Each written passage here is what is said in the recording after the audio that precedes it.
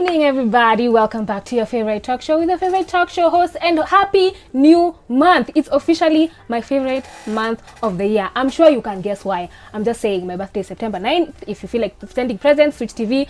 Eka tu hapo kwa Google Maps, you'll find me. Niletee hizo presents. September 9th. And happy birthday to all the September babies. But thank you so much for joining us today. Let us know where you are watching us from. Switch TV Kenya on Facebook and Twitter, and Switch TV KE on Instagram. I am your almost birthday girl, Joyce Mena. We warned you guys, we did. So just take it. Yeah. Just take it as it comes. How are you guys doing? Mko salama? Karibuni sana kwenye show. We have an amazing show lined up for you. Kama kawaida, giving you the best of what is happening locally and across the globe. We also like to know where you're watching us from. So 22999 is our free SMS line. So talk to us. I am Wikali Mary. Karibuni sana. Hola, Chatspot Farm, how you doing? Mimi niko sawa. And speaking of birthdays, hata ya kijana wangu, my son Iroma is 22nd September. So there are many September babies.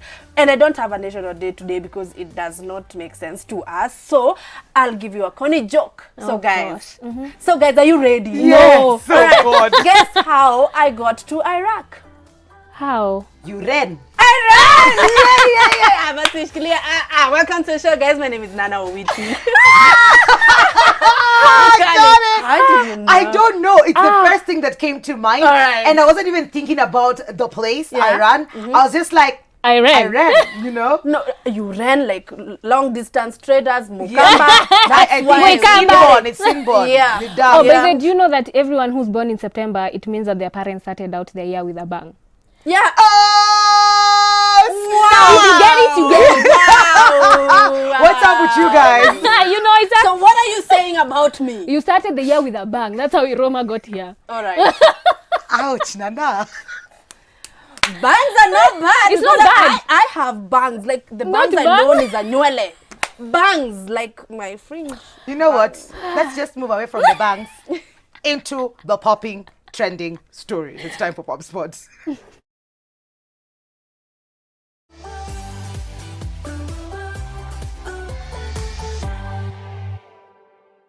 All right, now mimi ndio niko jikoni, starting you off with a story that is happening locally. And we all know how much time, especially if you're an influencer or you're in the public eye, how much time and effort you put into growing your social media, and especially Instagram. So comedian Nazra says that she has had her account hacked. And she had about 53 subscribers or followers on that page. And she says that she knows exactly who stole. You see the way unapatiananga logins zako kwa wase? So she did that. She trusted the wrong person. And she says that she's not ready to expose the person right now. And she says, yani, her channel, her YouTube channel, Pia, was hacked. So actually, it's the YouTube channel that was hacked that had 53K subscribers. And she says she's grown that page with a lot of like hard work, videos left, right, center. Na akasema alipatia login details to the only I trusted someone with my login details only for the person to disappoint me. I wanted to expose the name and handle the person, but I'm too good to harm anyone, even when they harm me. So she continues to say that it's a very, very long post though. She says she had a deal that she was about to make, like she made about 100K, that money was itasema nini aliibiwa ama ilienda. Sasa hata angekuwa ameingiza basi wedding dress kutoka Dubai. But she says, you know what? You, my fans, are the people who got me here at 53K. So we can do it again. Oh, yeah. I know. That's sad. That's so bad, especially if it's someone who's like as nice and she won't even expose you. I mean, I'd expose you, my guy. It would be in every blog. Especially if I am sure and I have evidence it's you. I feel bad for her. Name and shame. Like name and shame them, man. Mtangaze hapa. Yeah. Shame on them. We'll be here for it. Tutamsema kwa hii nini. Hata si lazima kuwe loud to DM 22999 Kasema allegedly tu alafu tusonge. Yeah, but it's sad to think about it, especially since we are living in this, new digital age where we get money via, influencing in social media. So I hope that the fans can follow her again. Let's do it again. We did it before, let's do it now. Yeah. Pole sana. So let me take you to our next story, which hits a bit close to home, and I will explain why. So Henry Ohanga is in the blogs again, and this time it's because King Kaka posted a picture of him and Calligraph Jones from a while back, and he said, let me just find exactly what it is he said. I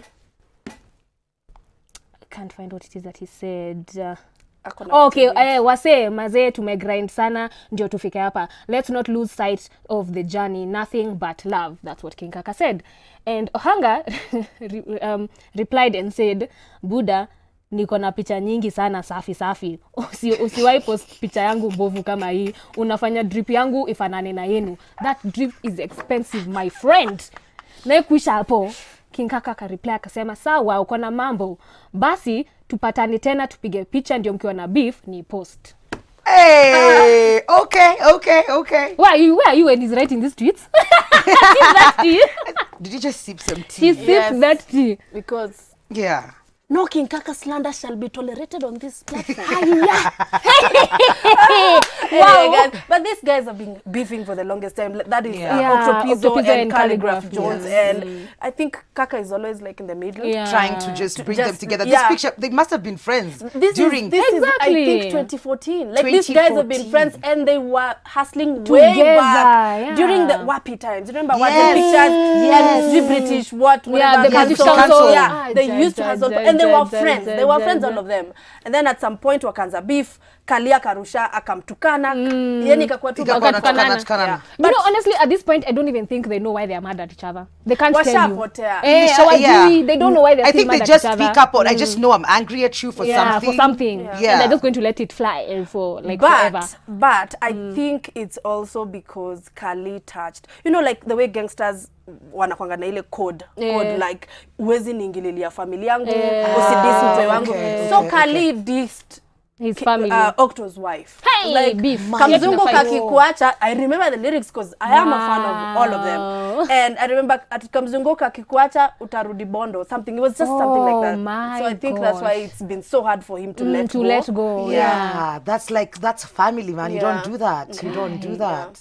Oh my goodness, that's mean. Okay. Respect the OG. Yeah, respect the OG. My goodness. Pia si aliambiwa ati tangu anze sijui kulala na sijui pointi. You become confused. I swear Octopizzo wrote that. Aki. When you alianza ile beef. Ati vile umeanza kulala na pointi, umechanganyikiwa. I'm like, what? Wow. My chest. Wow. Okay, fine. Manzasi watupeleke hizi lyrics watuweke tu kwa booth, tupe wimbo, you know. What? Okay, cool. Yeah. So do Those I have the next story? Yes, speaking of rappers and artists, let's talk about Anne Kiguta, who is a media personality, and she hosts a program where she hosts like politicians who come to discuss the state of the nation, nini, like it's just politics. So this one day, Muthoni decided, no, it should be different because it's sickening to have these politicians. So this is what she said. She wanted to share her thoughts on how creatives can build Kenya in their own likeness. So akapiga tweet akamwambia, yo, at Anne Kiguta, instead of having one more sickening politician on your show, please have me on. I want to share thoughts on Project Kenya and how we, the creative sector, can literally build our Kenya in the image and likeness of us. Enough politics and help! Like, Nafilibo ndo alisema. So, she had forgotten that kumbe she had been invited a month prior and she was a no-show. Oh, you know? My God. So, nakwambia clapback session happened and Kiguta akamwambia, yo, at Muthoni DQ, I seem to remember agreeing to have you on my show a few months ago and then you stood me up. Also, what happened to calling or texting? So she responded. And then in a quick rejoinder, akajua, I have to come back, you know, and said, life happened. So now I'm putting myself on blast here so I can never say I was not according the space. Thank you again. I'm going to text you pop. And this time, I want punk. Drop lyrics as you go. The Twitter streets, man. The Twitter streets. You can't not how back. How did it end? See, amesema atatuma SMS. Okay, fine. We'll just wait and see if she will be hosted. But honestly, courtesy, like just call or text, just say, I'm sorry I couldn't, you know. But aki, wewe unajua vile inakuanga. Like when it is so and we're expecting a guest and then they don't show up.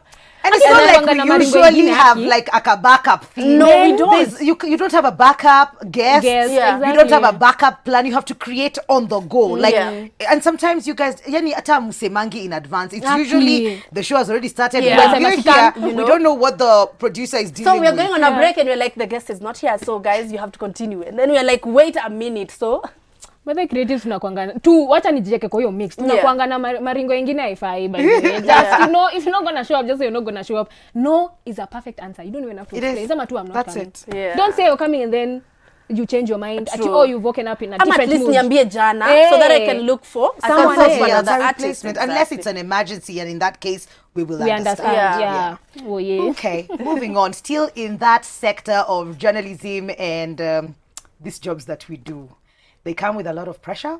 And one Olive Burrows had to go through that a couple of years ago. So she had applied a job at one of the radio stations in this country. And the owner of this radio station is Chris Kirubi. So Chris Kirubi decided they actually met. And Chris Kirubi told Olive Burrows that he does not hire fat people. So I think I'll just read it the way it's written. So that this is according to Olive Burrows on social media. She says, I had applied for a job with Capital FM like 2 years earlier. I had even met Kirubi, and then he said he doesn't like hiring fat people. Wow. Then I thought that was done, but then Michael Mumo, who was the editorial director at the time, gave me a call 2 years later. He told me, I have an opening. Are you interested? Kirubi's PA never forgot me. I think she felt for me. So she told Mumo that there's this lady and we have her CV. And he was at the time looking for someone to blog for him. So she went ahead to work for Capital FM for 6 years. Wow. And then during that time, she even did an interview with the then president, American president, Barack Obama when he was in the country. And then now moved on to a TV station where she does news. So, yeah. So she had Chris. Wow, that's rude. Fat people. Wow. Well, there's a blessing to this story. Yes, but there's also this ugly bit of it where we're judged by how we look. Because look at her now. Yeah, and then maybe imagine kama angepewa chance even earlier. Like she could have done so much. And then kuna people who sink into depression just because, you know, you've said, it's Chris Kirubi. It's Chris Kirubi who said this. So I sort of feel like, okay, wow. So I have to like sacrifice my mental space for perfect body? Imagine. I don't know what happened and not even years later. A perfect body. His idea of a perfect body. Because there's no saying what a perfect body is. What is a perfect body? Yeah. Wow, that's just rude. I think it is. I'm sure in 6 years you must have Olive must have met the guy. And I wonder how that conversation happened. You know, I mean, I'm your employee. Yeah. Tutapatana tu. Hizo streets ni ndogo. But unajua yeye ni ndo kusema so. I understand, but does he remember? You know. I don't think probably he does. Not.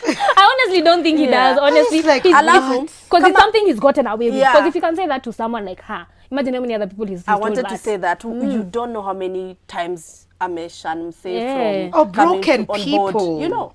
Because Olive could have easily just given up on her career. I mean, I'm fat. Or get some weird condition because she's trying to be smaller. I don't even think she's fat. She's not. She's not. She's very... That's just rude. Nice and it's an example that we need to do better. It doesn't matter if you're the CEO of which country, of which company, you just do better. That's rude. Yeah. So Betty Bayo went to her Instagram to share a story about when she was at a car wash. There's this man who was not letting his wife talk to Betty because Betty is divorced. Yes, I know it sounds crazy, but she went to her social media to say, yesterday I met this couple at the car wash and the hubby was protecting his wife from talking to me. Is it true that I am a threat to marriages? I know no married man would want their wife to be my friend, especially when the man has failed to be a real man. To all men, if you are threatened by me, it is because you have failed. Stop blaming me. No happy woman would leave a happy marriage because Betty Bayo said that because Betty Bayo said this or that. I am only a threat to abusive, blood-sucking, God-forsaken union, and I am too loud to be silenced. And I am not afraid of insult, and I am immune to it. Where? Preach. Drops my. Yo. Where? Drop your mic. What? Yeah. Where? You ain't get to. Yeah. Wait. Yeah. So, Eh. Nick, see, if it's the man talking to Betty, then maybe the wife would be like, You know? don't. No, it's the Yeah. man But- stopping the wife from talking to Betty because she will she's be divorced. given tips on how to do what Leave again? your marriage. Oh God. To stand Yeah. up and leave. Wow. I mean, How insecure do you have to be? Honestly. At you don't want your wife talking to a woman who's, because why? It's going to affect your marriage. How? Because Unless, she's but like you said, divorced. unless you're doing something wrong. Yeah. That's why you don't want her talking Yeah. to her. Because she might talk some sense into your wife and she'll leave you. I like it. power to you, Betty. But you better, man. Adela tu kushare hizi stories. Tafadhali. And she's making us happy. Yeah. This amefunguka. Kuna kitu na 2020 na Betty Bayo. Don't be Power silenced. to you. Yeah, Don't be silenced. Usikubali. And on that note, we're moving on to last spot.